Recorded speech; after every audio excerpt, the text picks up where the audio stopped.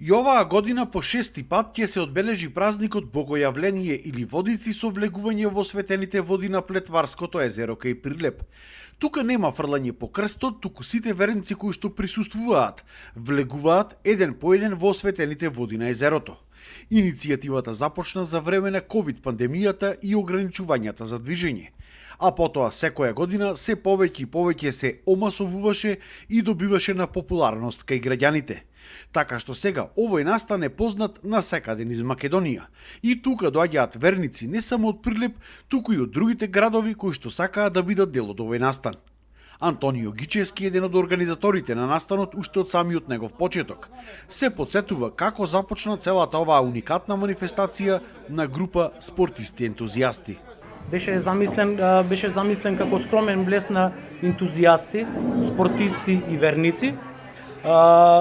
И верници кои се пред се сакаат да влезат во светената вода и да ја почувствуваат на свој начин.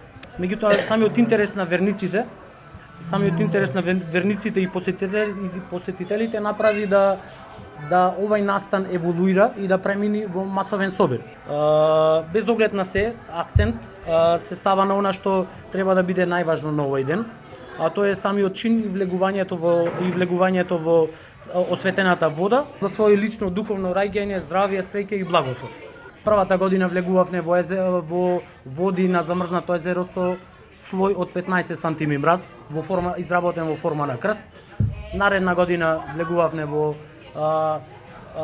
езеро во форма на крст, дрвен крст, изработен дрвен крст при силен ветер. А најспецифично беше тоа што најинтересен и највпечатлив влез беше пред неколку години, каде што влеговне пред изгреј сонце во 5 часот, во потполна темница и минусни температури, па одма после тоа наредна година беше во форма на крст со зеленика, украсен, наредната година исто. Настанот секоја година има и своји кумови, кои што си го предаваат кумството. Организаторите и кумовите секоја година за сите присутни обезбедуваат по еден дрвен крст или маичка со надпис за овој празник, за да имаат спомен од овој ден. А за сите присутни се обезбедени топли напитоци, како чај, греена ракија и греено вино.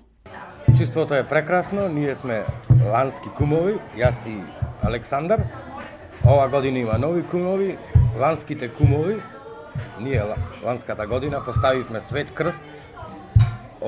Годинешните кумови поставија мал параклис.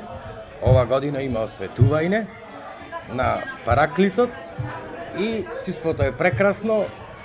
Ги повикувам сите верници да дојда во Плетварското езеро да го одбележиме овој чин заедно. Учесниците велат дека влегувањето во овие осветени води на ваков начин е поразлично од скокањето по Светиот крст и ги покануваат сите оние кои што сакаат да бидат дел од ова чествување. Па пред се сакам да кажам дека за нас, особено за мене, е голем благослов што сум домаќин на оваа манифестација и голема чест. Се надевам дека ќе има голем број на верници. За сите ќе има обезбедено топол чај, топла ракија, вино. Исто така имаме обезбедено и 300 крвчина. Се надевам дека ќе помине се во најдобар ред. Во 10:45 е осветувањето на малиот параклис и осветувањето на водите во Плетварското езеро. Јас минатата година за прв пат бев на оваа манифестација и влегов во водите и ми представуваше едно чувство што секој би сакал да го проба и затоа и се пријавив минатата година да бидам домаќин оваа година. Му посакувам на сите кои се во можност да дојдат и да го пробаат тоа чувство. Се замолуваат сите учесници и присутни на овој настан за влез до езерото да го користат патот од селото Плетвар, а за излез да се користи патот преку селото Ревоец, за да се избегнат непотребни гужви и застој во сообраќајот.